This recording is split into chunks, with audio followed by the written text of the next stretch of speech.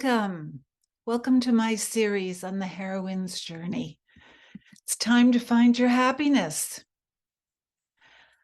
So this is about getting a call and kind of looking into why and what does that mean? So for me, what is it about the heroine's journey or the hero's journey that so ignited my fire within me that I upended and redirected my working life since 2008 to put teaching about it at the center of what I do? Why did I do it? Why did I upend everything? I was doing fine. My business, then called Ruby Slippers, an empowerment business for women, was going well. I had two fabulous, awesome partners. We were working well together. We had built a platform. We were using a personal strategic planning tool that helped women use their intuition to decide where they wanted to go with their lives over the next 3 years. It was successful. We were actually even making money. And then in 2008, I blew it all up. The three of us split up. I was the initiator, and it was hard. It was hard. It was hard for all of us, though blessedly, we have remained friends. And looking back, I always say it was like we were in a tent that was, the three of us was too small for the bigness of the three of us. So what the heck happened? I had taken an hour's drive up the Maine coast on a very hot day in July to Camden and listened to a woman teach about Joseph Campbell's model for the hero's journey, how it related to the Wizard of Oz. And I used the Wizard of Oz metaphor a lot when I taught women back then. And it was like I was hit by lightning. I was overtaken by this concept of the hero's journey. I stopped doing workshops, retreats, talks that I had been doing with my partners inside and outside of Maine for several years, and I created an entirely new curriculum based on the heroine's journey. No longer with partners, I was on my own. So there was no more Attracting the Life You Want, which was the name of the Ruby Slippers core curriculum. There was the heroine's journey and me, just me. And then I set out about learning as much as I could about what I had become so passionate about, the hero's journey, and subsequently teaching what I learned. And because I taught all women, I called it the heroine's journey. And again, as I learned, the more I learned, the more I worked with these women using this construct, the more I realized, yeah, there's big differences between the hero's journey and the heroine's journey. I must, though, have thought it was really important to allow it, this concept, this thought construct, to drive me that way, to insert dynamite into my existing model and blow it all up. Actually, to be truthful, there wasn't much thinking involved at all. It really wasn't a decision point for me. Will I allow it? Will I not? I wasn't really thinking per se. I was operating from a very strong inner impulse. My brain pretty much just worked to keep up. I didn't do a business plan and map out a rollout schedule. I simply just did it. I didn't stop to consider the why at that point or ask, what is going on here? It was just, this is what I have to do. Or rather, I could not do it. I was filled with the fervor of a new convert. I read all I could about Joseph Campbell and his books and teachings. I went to Esalen in California, where Campbell himself taught and took the weekend workshop that he had initially offered. And I read all the books I could on his teachings. Some of the most instructive, Christopher Vogler's The Writer's Way, based on the hero's journey, and Carol S. Pearson, she's written several books on the hero's journey. And it's like his book and film with Bill Moyers called The Power of Myth. It's an apt title for what was happening to me. There was a power, seriously, to this stuff that was working on me and pulling me. 15 years later, what was going on there? Now I'm taking the time to think what was going on there. There was something about what I was learning, obviously, that touched me deep inside. It wasn't logical. It wasn't practical. Here's how the same Christopher Vogler, author of The Writer's Journey, describes his own personal encounter with Campbell's work. And this is a quote from his book, The Writer's Way. The Writer's Journey, The encounter with Campbell was, for me and many other people, a life-changing experience. Same. A few days of exploring the labyrinth of the book, The Hero with a Thousand Faces, which is Campbell's classic, produced an electrifying reorganization of my life and thinking. Here, fully explored, was the pattern I had been sensing. Campbell had broken the secret code of story. His work was like a flare, suddenly illuminating a deeply shadowed landscape. He would agree with me, Vogler would. The myth of the hero had a power to it, it seemed, and that was what was causing me to act. So how can that be? Let's ask a how question. Well, it's an archetype. The myth of the hero has been around so long. So think of Homer and the Iliad and the Odyssey. It's the same pattern there, the myth of the hero. Odysseus, big time myth of the hero pattern. It has its own archetypal energy because it's been around so long in all cultures.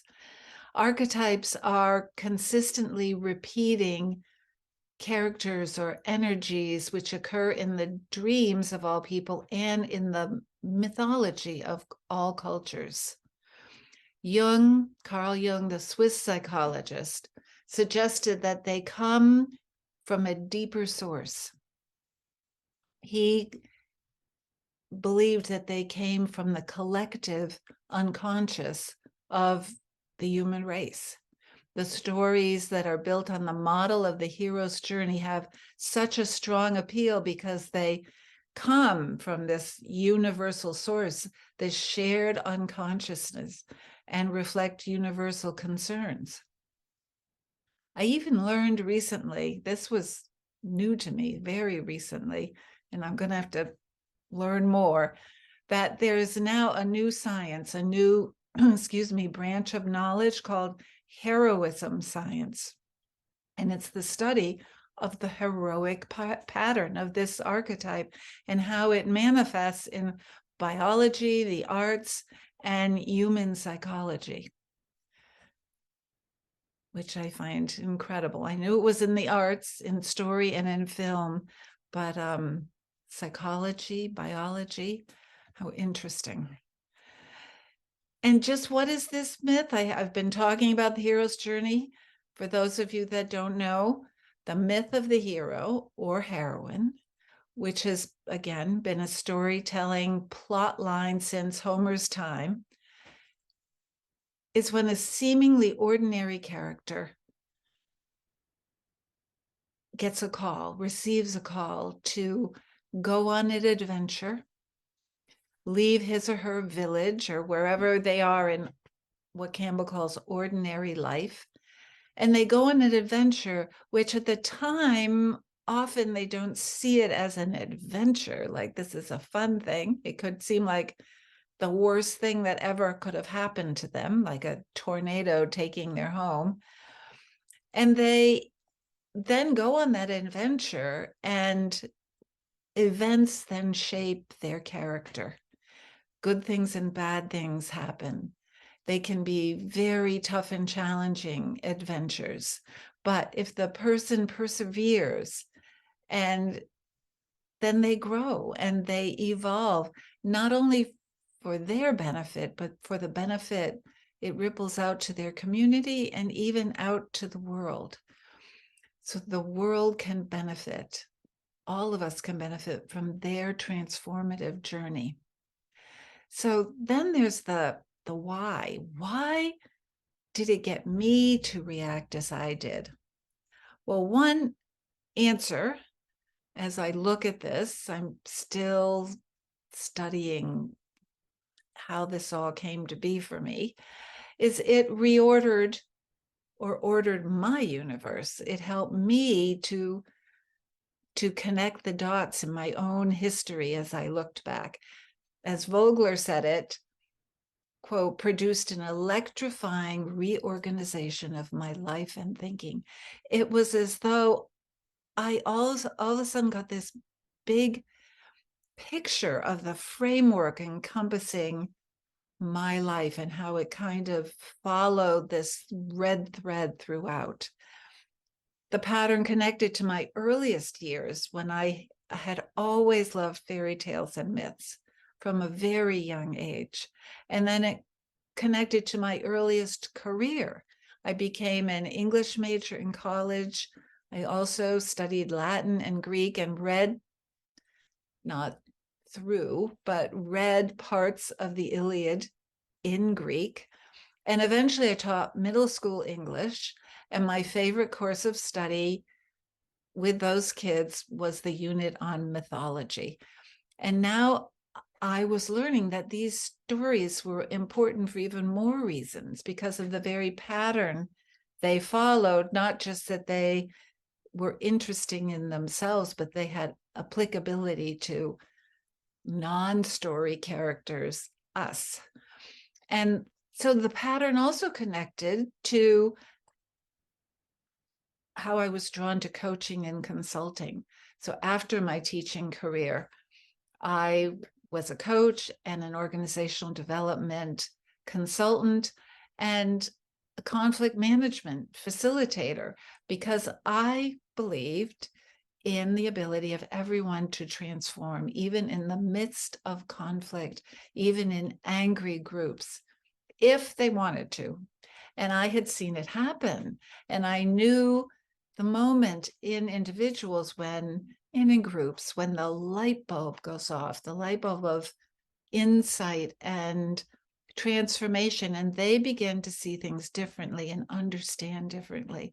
I always said my favorite phrase to hear was, "Oh, I didn't realize that's why you did that, or that's why you said that." So I had gotten myself into the very business of change and transformation, which is the very gist of the journey of the hero. And there was yet another answer to my what was going on here question. And maybe you're already seeing this in what I've been telling you in my story too. Just like those heroines and heroes in stories, I had received a call. I had received a call. And if one listens and follows that call, one is on her heroine's or hero's journey, which I also call, this is what I've titled my online course, Your Epic Journey of Transformation. So my call going that day to Camden and then responding was the start of my epic journey of transformation. I heard it, I answered it, and since that time in 2008, when I lit the dynamite, I've been following this call. It has had me write a book, teach about it, build an online course about it, speak about it, blog about it, and podcast about it, you name it. I am absolutely, I am true to that call. I am answering that call. This is where you might be saying, okay, so where do calls come from exactly? So I always use John Schuster's book, Answering Your Call, and his definition. And he was one of my teachers at the Hudson Institute of Coaching in California, where I attended. And this is what he writes from his book. There are several different theories about where calls come from. In his book, he shares some of these, and his full title is Answering Your Call, a Guide for Living Your Deepest Purpose. So calls help you live your purpose. So he said, here are the 4 different reasons. For the more spiritually, theologically inclined, the call is God talking to you. For the more psychologically inclined, the call is your higher self sending you a message about what you should be doing. For the more biologically inclined, our brain cells need stimulation or they shrivel up under the routine of life. So the call and its urges and voices are sets of neurons stretching themselves out for new stimulation, the kind that comes from new challenges. And the 4th, he says, for the sociologically inclined, the call is part of society and your upbringing that you have coded into your own internal messages saying, you wake up and get on with your life. So if you all have been listening to my videos or reading my blogs, if you've been following at all what I put out into the world, you probably know which one of these explanations that I subscribe to. And it's the first one, undoubtedly.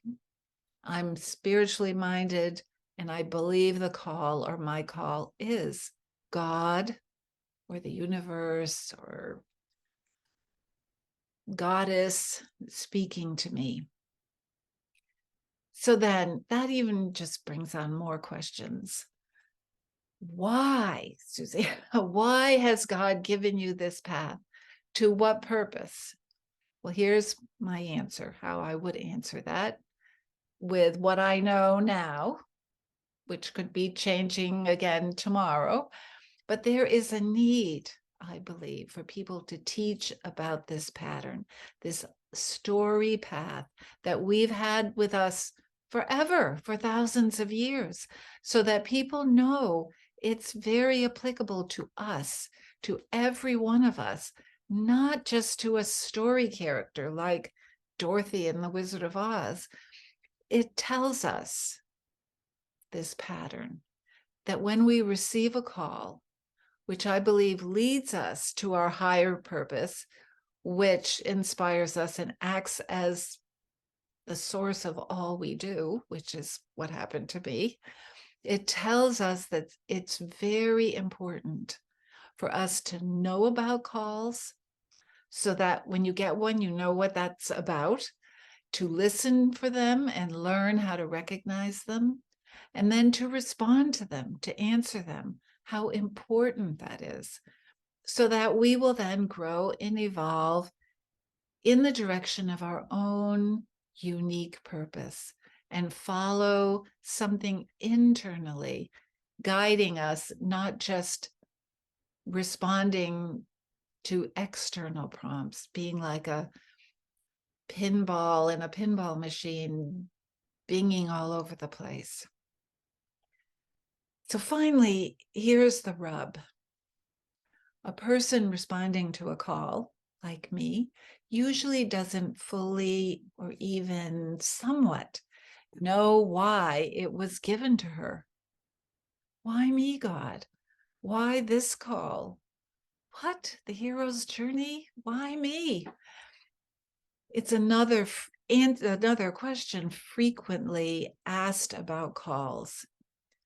And you can't know the ending as you go on the journey following your call. You step over a threshold and you're out there. You don't know the ending. You don't know what will be the result of your responding to that call.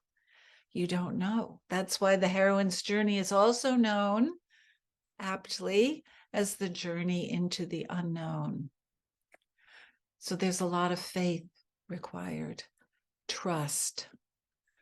Okay, God, I'll put one foot in front of the other and trust that this call is real, that I interpreted it correctly, and it is part of my destiny, my purpose.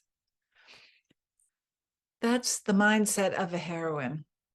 It's not an easy path, to be sure. And listen, let me say, when I know where this particular call for me is leading, you'll be one of the first to know. Thank you for listening, heroines out there, and I hope truly you will have an ear to the ground listening for your calls and that you will respond. And I hope you listen to my next video. I love it that you are journeying with me. And have a wonderful, happy new year in 2023.